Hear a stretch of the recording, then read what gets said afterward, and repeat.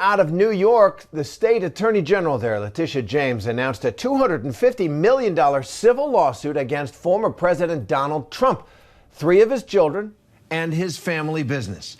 The lawsuit accuses the Trump family of grossly inflating the former president's net worth by billions of dollars, cheating lenders, and submitting misleading financial statements. Claiming you have money that you do not have does not amount to the art of the deal. It's the art of the steal. And there cannot be different rules for different people in this country or in this state. And former presidents are no different. And so today we are making good on that promise, on our commitment, because no one is above the law. New York State Attorney General Letitia James there. For more, let's bring in ABC News senior investigative reporter Aaron Katersky outside the AG's office in downtown Manhattan. Investigative reporter Catherine Falders, as well as Jeff Robbins, former chief minority counsel of the U.S. Senate Permanent Committee on Subcommittee on Investigations, all the experienced people looking at investigations like this. Aaron, first, what more are we learning about this civil lawsuit?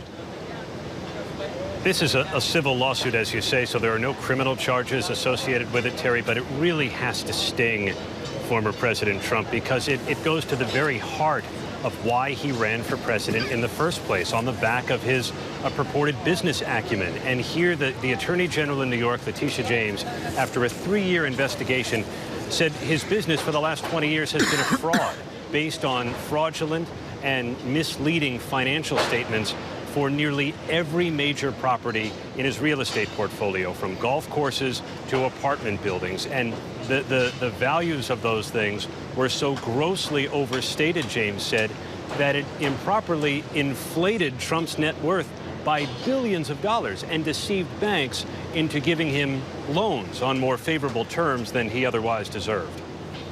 So, Catherine, about these assets, some of them among the most famous in the world. You could make the case that Trump's real genius was from marketing more than anything else. But what kind of assets are we talking about that have been so inflated that they, according to the Attorney General of New York, that he should be sued for? So, look, you heard her reference the apartments, for example, Mar-a-Lago, which has been in the news lately. She mentioned 23 assets. The suit mentions 23 assets that were grossly inflated and used on Trump's financial statements over the course of 10 years. She specifically said that there were more than 200 specific examples of false and misleading asset valuations used on these financial statements, and that she alleges this was, as Aaron pointed out, over the course of 10 years. And really, and Aaron mentioned this, what has to sting for Trump, even though there aren't any criminal charges, is that she was saying that he's representing that he has more money that he has, that he simply just doesn't have this money that he's claiming to have to get more favorable terms on loans and that type of thing. Now, she also said they use different methods, different valuation methods for various different properties to determine what the terms would be. So again, it has to sting for Trump, but also she said that they were making a criminal referrals to the IRS in the Southern District of New York as well. Well, that would be a different investigation should it happen. Jeff, on this one, what's at stake for former President Donald Trump? Well, for one thing, there's a request for forfeiture of $250 million. That's not chump change. That's pretty much a weekend package at Trump Towers. There's a seeking of an order barring the Trump family from doing business, from owning real estate.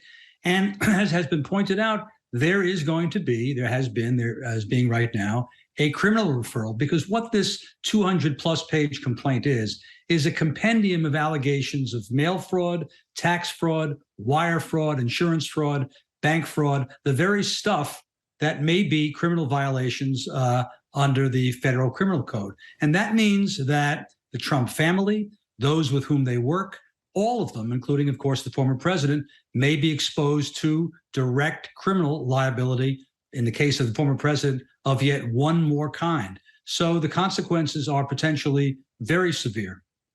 And it looks like it's a suit that has been brought after a lot of homework was done. Aaron, how is the former president responding to all this?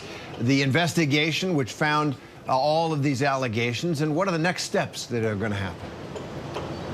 It's been a 3-year investigation that Trump has fought every single step in various courts, and finally it ends up here with the allegations laid out in a complaint that runs more than 200 pages. Trump calls it yet another witch hunt. He calls the Attorney General, Letitia James, racist, says this is part of a political agenda.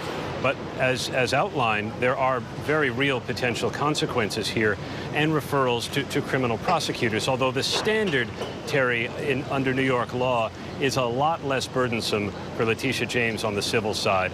Under the business fraud statute she's working with, she does not have to prove intent and does not have to necessarily prove the kind of harm that a criminal prosecutor could. And she doesn't have to prove anything beyond a reasonable doubt, which is the criminal standard. So it's a different kind of case, but a very serious one. And Aaron, Catherine, and Jeff, thanks very much for helping us out with it. Hi, everyone. George Stephanopoulos here. Thanks for checking out the ABC News YouTube channel. If you'd like to get more videos, show highlights, and watch live event coverage, click on the right over here to subscribe to our channel. And don't forget to download the ABC News app for breaking news alerts. Thanks for watching.